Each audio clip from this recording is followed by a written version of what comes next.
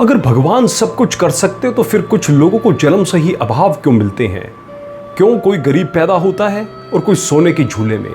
क्या ये ईश्वर का अन्याय है या कोई गहरा ब्रह्म रहस्य? आज हम इस यूनिवर्स के सबसे सूक्ष्म नियम को छूने की कोशिश कर रहे हैं। मैं आपको एक घटना सुनाता हूँ जिसमें इस रहस्य का उत्तर छुपा है। एक बार शंकर जी और पार्वती जी भ्रमण पर निकले। रास्ते में उन्होंने देखा कि एक तालाब में कई बच्चे तैर रहे थे, लेकिन एक बच्चा उदास मुद्रा में बैठा था। पार्वती जी ने शंकर जी से पूछा, ये बच्चा उदास क्यों है?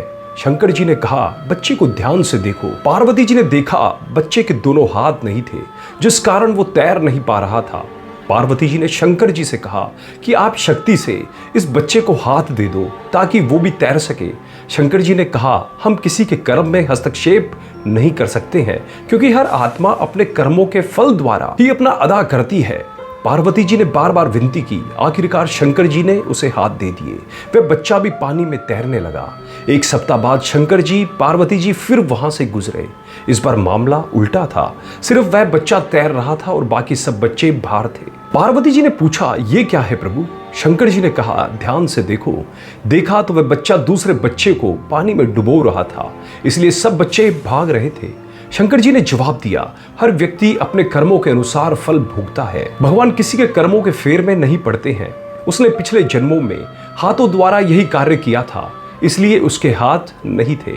हाथ देने से पुनः वह दूसरों की हानि करने लगा। प्रकृति नियम के अनुसार चलती है, किसी के साथ कोई पक्षपात नहीं करती। आत्माएं जब ऊपर से नीचे आती है तब सब अच्छी ही होती है।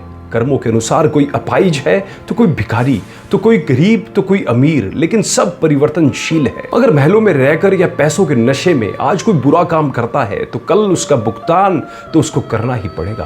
कर्मों के बीज से ही भाग्य की फसल उगती है और वही व्यक्ति सच में अमीर होता है जिसकी नीयत निर्मल होती है। इसलिए दोस्तों, यह मत सोचो कि ईश्वर ने तुम्हें क्या दिया, पहले यह सोचो कि तुमने संसार को क्या दिया है, क्योंकि जब नीयत साफ होती है तो किस्मत खुद मथुरा काशी बन जाती है। दोस्तों, इस कहानी में 4 गहरे संदेश छुपे हैं। पहला, प्रकृति न्याय करती है, दया नहीं, इसलिए जब तक मनुष्य अपने कर्मों से सीख नहीं लेता बदलाव नहीं आता। दूसरा, ईश्वर सब कर सकते हैं लेकिन कर्म के नियमों से ऊपर नहीं जाते, क्योंकि वही नियम पूरे ब्रह्मांड को संतुलित रखते हैं। तीसरा, दयालु होना अच्छा है लेकिन अंधी करुणा कभी कभी विनाश का कारण बनती है। और चौथा, हर शक्ति एक परीक्षा है। अगर हमें जीवन में कुछ दिया गया है, पैसा, शरीर, बुद्धि, संबंध, तो हमें देखना होगा हम उसका उपयोग कैसे करते हैं।